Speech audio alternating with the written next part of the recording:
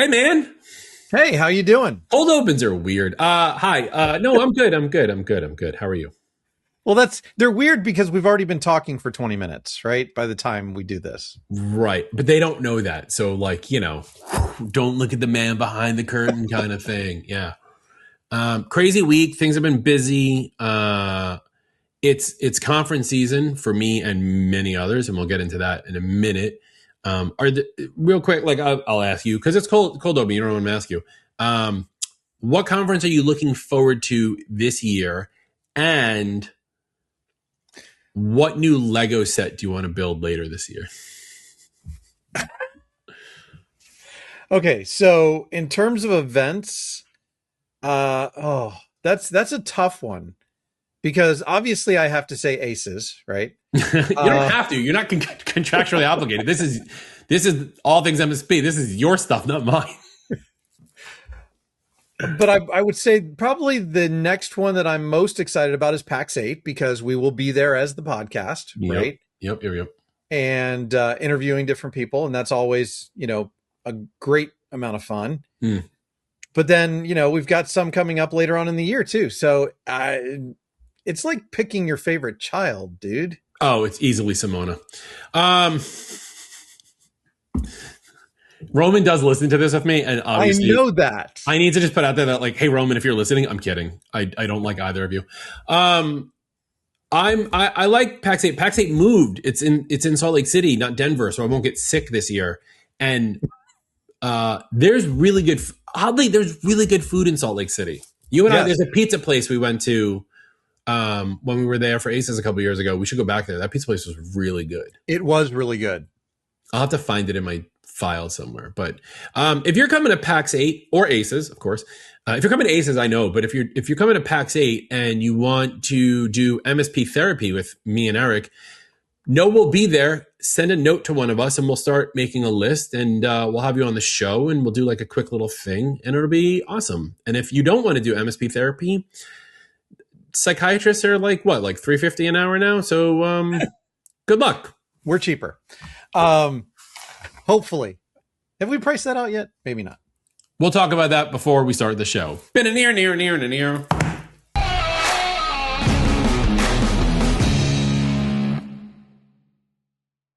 At this point, you've probably already heard about Blumira and their SIM designed for MSPs. What you might not be aware of is their new MSP partner program. It features sales and product training, marketing support, a lead sharing program, flat rate pricing, bonus rebates, no annual contracts, and of course, a free NFR license for the MSP. It's great security with great support designed to help MSPs grow their business. Learn more at Blumira.com. That's BLUMIRA.com. Most clients don't understand DMARC, but they do understand when their invoices go to a customer's spam folder. With Easy DMARC, you can turn email deliverability into a high-margin managed service. Their platform features beautiful, white-labeled reports that show your clients exactly how you're protecting their brand from spoofing and phishing. It's easy to deploy, easy to manage, and even easier to sell. Boost your MRR and protect your clients' reputations. Click the link in the description to head over to their website and join their MSP partner program today. What's up, everybody? Welcome to the All Things MSP Podcast. I'm your host, Justin Esgar. With me always, the man who FTP'd his beard from him to me. It's Mr. Eric Anthony. At least partially anyway. I think we lost some packets. Yeah, I think whatever you lost is it got scrambled in transfer, and then this is my pre-ACEs I don't shave for good luck baseball concept beard. You know how that made every bit of sense. Baseball players, when they're going in the World Series, like they don't shave because it's like it's good luck or whatever it is, something to that effect. So I don't. It's much to Michelle's chagrin. I do not shave. I probably will, but I shouldn't. And this is because it's starting to get. The problem is that my beard is now longer than my hair is supposed to be, and my hair is also longer than my hair is supposed to be, which is why I'm wearing a hat. If you check us out at youtube.com/@allthingsmsp. I also realized that the other day, because I was wearing my Virtua hat and my Virtua hoodie, and I have a Virtua sign and a Virtua pillow. I am hardcore on the branding. Yeah, but it looks good. I have a little, you can't really tell, but there's like a little blue glow on both sides of my couches. Both sides of my couch, singular couch, that glow upwards. And yeah. So yeah, that's that. We started talking about this in the cold open. I want to talk, it's conference season, Yep. which is weird because you would think that there's conferences all year round, but there's not. Well, there is, but there's a cluster for sure. Yeah. There's some big ones, right? So the biggest one to talk about obviously is ACEs, because I don't care about anyone else. ACEs is happening, in less than a month from when we're recording this in Minneapolis, acesconf.com. But there's also like Channel Pro does their stuff. They're kind of more year round, but they do like every month somewhere else, right? The Channel Pro Live, Channel Pro Defend, Something events. like that. There's ASCII. They do. I don't know when they're doing their stuff. I fell out of sync with their conferences. It's pretty much year round. It's kind of the same schedule almost as Channel Pro. Yeah. Pax8, like we said earlier, will be there. That'll be this summer. Yep, in June. IT Nation, which I got rejected from their London show, but I will apply again for their big show in November. I had fun at that show last year. I mean, it was overwhelming, to say the least. Yeah, but, I think your presentation was great. And if anybody wants to go see it, we did publish a replay of it on the podcast. So you can go back and watch it. About, what would that be? About 6 months ago. Yeah, it was like last November, right? Mac side stuff. There's Mac Admin's Penn State University coming up this summer where I will actually be speaking. That's a good show. The Mac Admin's PSU show is interesting because it's not for MSPs. There are a couple consultants that are there, but it really is for like internal IT of corporate and education. It is a very technical heavy show. And if you want to up your Apple game, that is the place to be. The people who put on the event, it is a great event. It is very, very large, probably about 500 people every year, give or take. And I enjoy I'm on their career track as a speaker. So I'm doing a modified version of the one I did at IT Nation because I have to update it and make it better. But I'll be doing that one at Penn State. But all right, so there's a lot of shows, right? Yes. Let's get into a little bit more about this because we've talked about conferences in the past and like why people should attend conferences, right? You go, you learn, maybe you get a tidbit. But I think today I kind of want to talk a little bit more for the vendors who listen to this show to be like, please stop getting bands from the 90s to be your like headline thing. I think it's more than that. Sure. Right? Like, I don't need to see Marky Mark and the Funky Bunch at IT Nation. They're not playing at IT Nation. I'm just making this up, but that's my point, right? Right. I have an opinion on this, as you may. I would hope so. Otherwise, we don't have an episode. I think that there has been this slow over time, this move for these people who are putting on these shows to have fancier and fancier parties and have bigger and bigger acts at these shows. And it's rising the price of the shows, and to the point where vendors have a very hard time justifying ROI from these shows because the price is so high. Yeah. And I think there's also this problem of, we started going to shows back when I was an MSP so that you could learn new things, either about the product for the vendor that was putting on the show, or new products that you may need to add to your stack from the other vendors that were sponsoring the show. And now it seems like it's all just a marketing, almost fluff event. And I'm not picking on any one show. I think there's elements of this in all of the shows. Some are better than others. But I think the value of the show to the MSP has gone down while the price to the vendor sponsor has gone up. And I think that's why we're seeing the trough of attendance that we're starting to see. Yeah, I completely agree with this, to be honest. So it's not just your opinion, it's now our opinion. Um, because like I remember being at IT Nation, and I'm not picking on IT Nation, right? I'm just using because it was a massive show, and I had never been to a show that big before because I'd never been to IT Nation. All the shows that I usually attend are much, much smaller. Let's say 500 and less, because PSU is 500. Channel Pro is what, 150, 200 people each. Even Pax8 was maybe 2,000 people, maybe a little bit less, something like that. Yeah, I don't remember the numbers. But IT Nation toted that they were 5,000 people. And I remember going into their vendor hall, and I didn't even get to go to half of the vendors because it was so big. And I talked to a couple of friends that were there who are vendors, and I found out how much their little like 2-foot wide pillar of a stand with a monitor was. The little kiosk booths. Yeah. A kiosk booth. Geez Louise, they were paying a lot of money. And I'm questioning, to your point, what their ROI was because they spent so much. So the show is doing the vendor a disservice by making those things expensive. And then what happens is when it's so expensive, the vendors are typically selling or sending their like marketing and salespeople, because all they want to do at that point is flip the number to pay for the booth.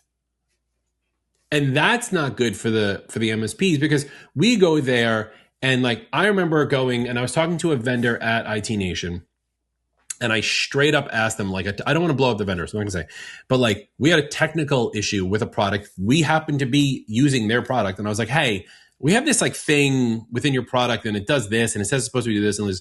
And the guy looked at me and he was just like, you know what, dude, he's like, I'm a channel sales guy. Let me put you in touch with support. And I was like, I can reach out to support on my own. I'm here because I want to talk to your smart people. Where are your smart people? And they were like, well, they're back in the office. I was like, they should be here. Well, and that's why I always suggest to vendors that they bring their solutions engineers or the sales engineers to the show. Yeah. Because to me, that is the number one resource for technical answers at the show.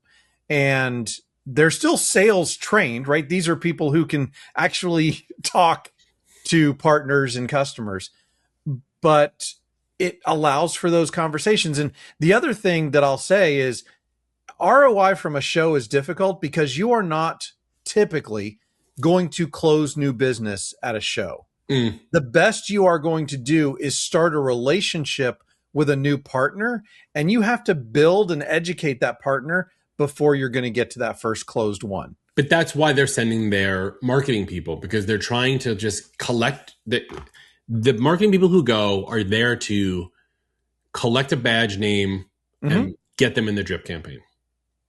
Correct. But these smaller MSPs are loyal listeners, are technically savvy people, and they're going to go to a show.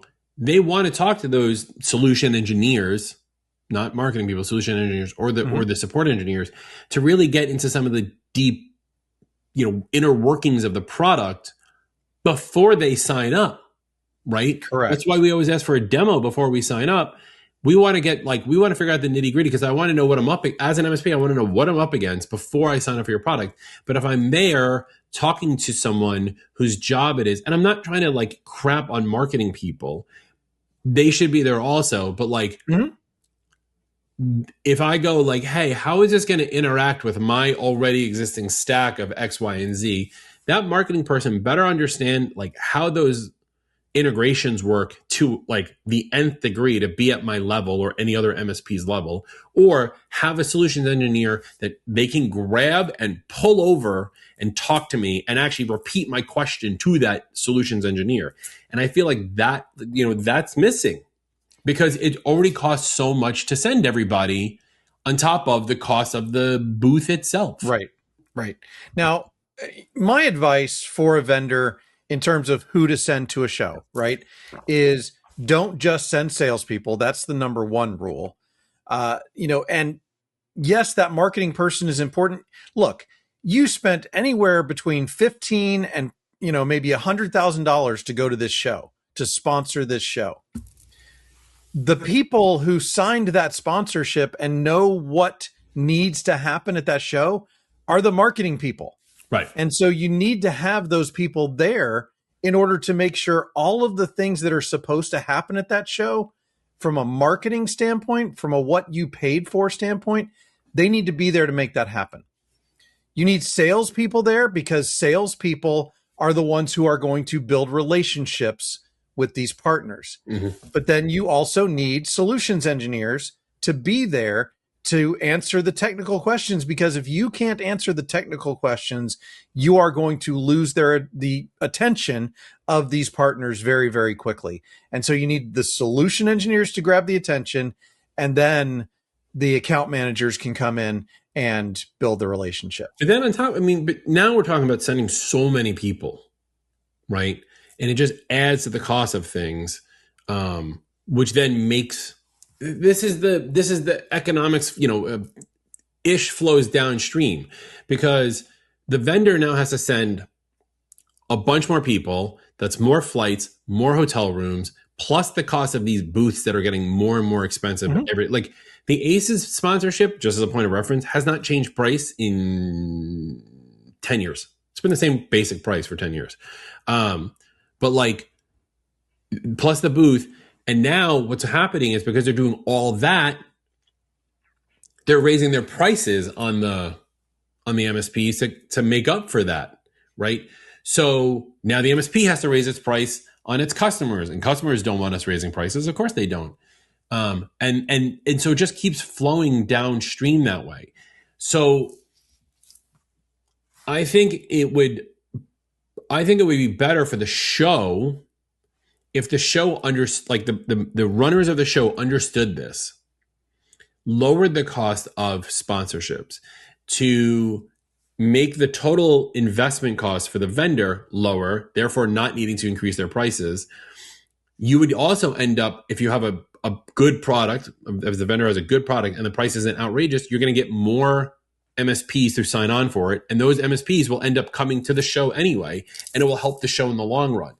But I think everyone, and myself included, I understand this, we're so narrowly focused on just what we're making on the one show we're doing or whatever it is, that this like full cycle idea doesn't really come into play. Like I've never once put on a show to be like, I'm going to win out on this 2 years from now when something else pays off. I'm like, no, I need to pay bills now, right? Because that's just the way we are. Right. So I think there's that. I don't think having, again, back to my point of like the 90s bands and, hip hop stars or whatever, be the attractive pull that would bring people to the show.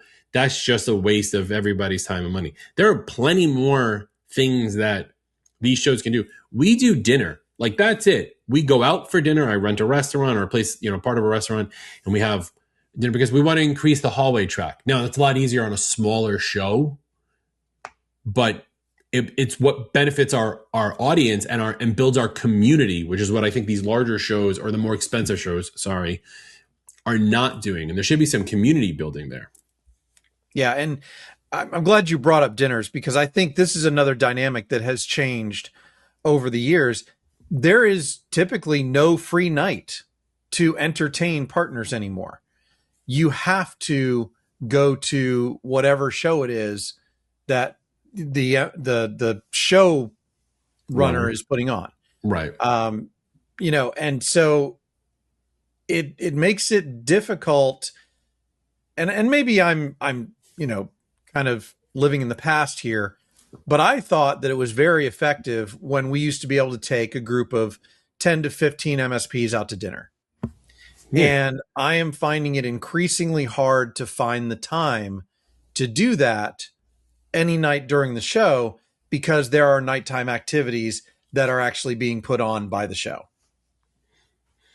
So you're saying that more of the audience is going to go see Goo Goo Dolls than want to go out to dinner with you? Correct. I'm wondering if that is because the vendor at hand that's asking the MSPs to go out to dinner is not doing a good enough job to cultivate their community, or is it that Google Dolls really still has that much of an appeal in 2026? Well, that's kind of not my point. My point is that there used to be empty nights. Oh! I see what you're saying. Like in a 3-day show, there would maybe be might be 2 evening activities and 1 free night to do something else, or 2 free nights and 1 evening activity. I got you. And so that's changed. And so you either have to try and come in early and convince partners to come in early to do something ahead of time, or have them stay late and do something later. It's a dynamic that I think has changed and caused a disturbance in the force, I guess I will just call it. Do you think that vendors should preemptively try to snag people away, or do you think that the vendors want to go to the evening events as well, and that's why they're not doing it? I think you can try and do that, and I think there are some probably larger vendors with bigger communities that they find that easier to do, right? Because they can do really nice dinners or really nice venues. But I think it's just kind of almost the herd mentality that if the show is putting on this event at night, you're just kind of expected to go to it. And it just makes it harder for vendors to host these types of dinners. I remember at the Pax8 show last year, at some point, everybody was just at the hotel lobby bar, right? But like, I didn't know anyone there. I don't know where you went. I was with 2 of my team members. And like, because we didn't know anyone there, and maybe that's just because we're coming in, as Apple people, it was like a weird, lonely experience to be surrounded by 600 people all getting drunk, and me and my like team sitting at a table being like, well, I guess we're going to go to bed. Like there's no community building there being brought upon by the showrunner. Like for us, we always try to like the hallway track is what wins, right? So like if we're going out to dinner as a group, and again, it's a lot easier when you're a smaller show. When you do 100 people of a show, it's easier to go out to dinner than 5,000 people. But when you do a smaller show, it's a lot easier to see people like move around and like talk to other people. Yeah. And I think that's one of the things that these smaller dinners did was it got people into smaller groups of people who didn't necessarily know each other, because the vendor's just inviting a bunch of, random people.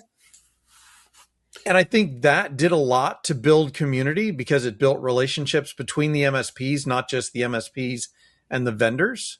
I mean, there's a little bit there, obviously that's kind of the purpose of it. Yeah. But I think also it built the community of MSPs by creating these smaller, dare I say, more intimate groups for them to just have conversations. And I think we're missing some of those types of groupings that allow for those types of community conversations. I feel like this is leading us to do something that we should do something, and we're not going to do this. For the record, Eric has never heard me say this idea. I literally came up with this right now. It's like when we go to a show as ATMSP, as the podcast, like we should eat our own dog food here and like do a ATMSP listener thing, right? We may not. Yeah. And it is something I've considered, right? Yeah. But I also don't want to take away from the actual event that's happening. I don't want to take them away from the event that's already happening. Right. And I think that's part of this, is that there's so little free time at these events now, because they're just trying to pack it all in, that you don't have time for those organic conversations, I guess I would say. No. I feel what you're saying. Yeah. Cause like, I remember like the best conversations we ended up having was when you and I, when we were on IT Nation, like waiting online for the bus, which was 30 minutes of hell, to go to. Oh, we still love IT Nation. We do. No. It was just because we were standing for so long, but going to Universal Studios, and then like we just walked around, and like that was awesome, right? You could get people. I guess you could do like a subgroup inside of a bigger group, but if you're going to like a concert or like some loud venue, it's harder to do that. Right. But yeah, I mean, I highly doubt anyone would go out to dinner with us as opposed to going to Universal Studios for free. Exactly. Right. And that's kind of my point. Yeah. No. So, all right. So then not that anyone's going to take our advice on this one, but like, what should these shows be doing? Should they be extending out their time to push more free time in? Should they be not bringing in, counting crows? Because who cares? Like, what should these shows be? What would be the ideal in a conference setting? Let's say a 3-day conference. Okay, well, let me put my disclaimer on this and say that this is 100% just my opinion. First and foremost, reduce the entertainment budget. Like, it's just not as necessary as you think it is. Right. Second of all, I think you need to somehow foster the organic conversations. And maybe that means having not peer groups, because that's more formal. Mm-hmm. But something like peer groups where it puts people in a room on a table of 8 to 12 talking about a topic, right? Can I interject on that one? Years ago, we did this at ACEs, and I never did it again. Not that I haven't wanted to, but we actually set up tables of 6. We did round tables. So it was a table of 6. And we did this 6 times. And so one person got to speak for 3 minutes on everything that was going on in their business and they needed help with. And everyone else at the table had 17 minutes to talk to them about it. And what they did was the person to the right was the stenographer. So that way the person who was asking the question could be like involved directly in the question. And then we did it 6 times. We just rotated around the room. If you were the stenographer, you were now the next person to ask the question. And it was great because it really mixed people who were like a 1-person MSP with a 10-person MSP at the same table, because it was all random. We just randomized what table you were sitting at. That was great. I wish we had enough time in our show to do that again. Had I planned better, but like that's something to like what you're talking about, building those like peer groups in that regards. It works really, really well if you can plan it appropriately. Yeah. And I think, a peer group is a longer term engagement. So I'm obviously talking about something that is just a one-time thing, happens at the show, but facilitated by the vendor running the show. Right. Right. And I think the only expense is having to rent another room full of tables. So I think it's a relatively low cost thing that would have high impact, that I think a lot of MSPs would get not only great information and insights out of, but probably some really good relationships with peers in their in the industry to have a longer term relationship with. Yeah. Again, you said that that's just your opinion, but I 100% agree with it. I know this is a rare occasion where I'm agreeing with you on everything.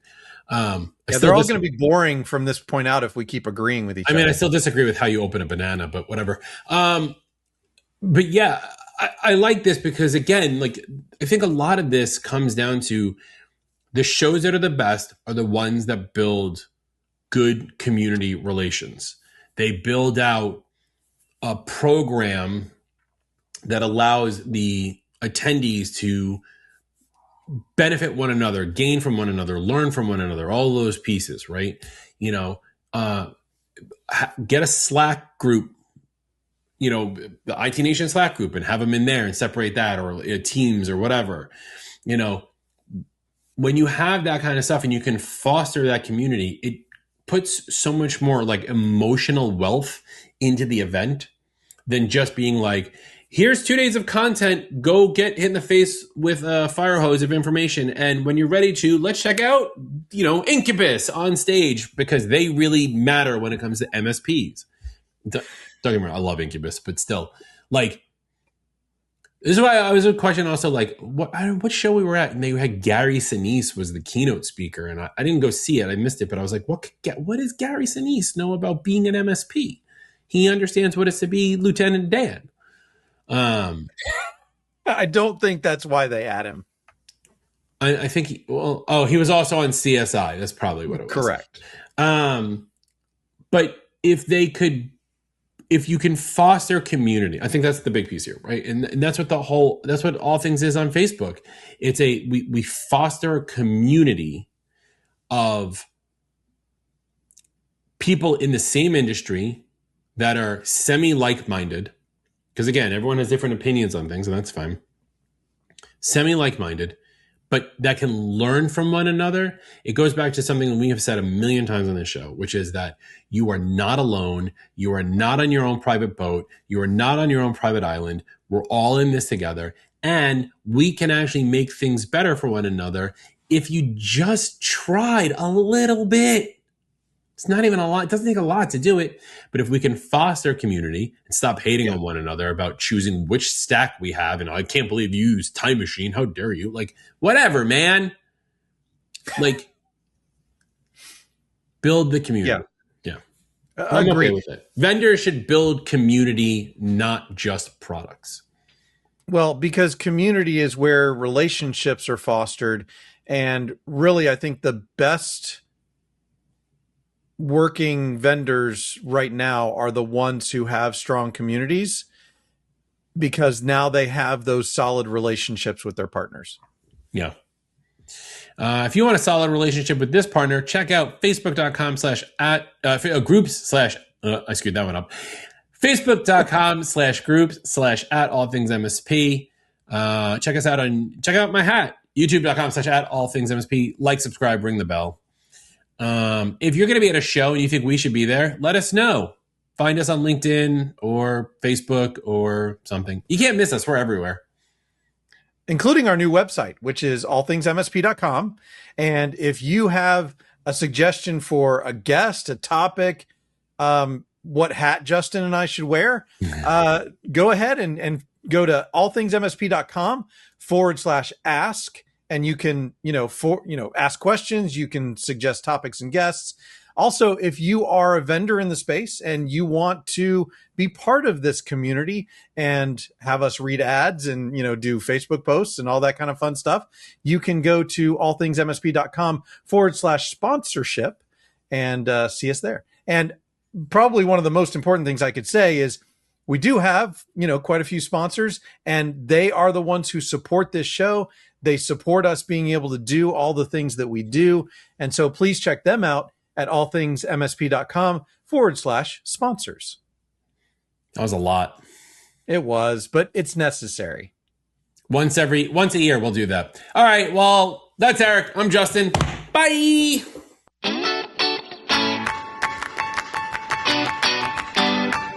Thank you for listening or watching the All Things MSP podcast.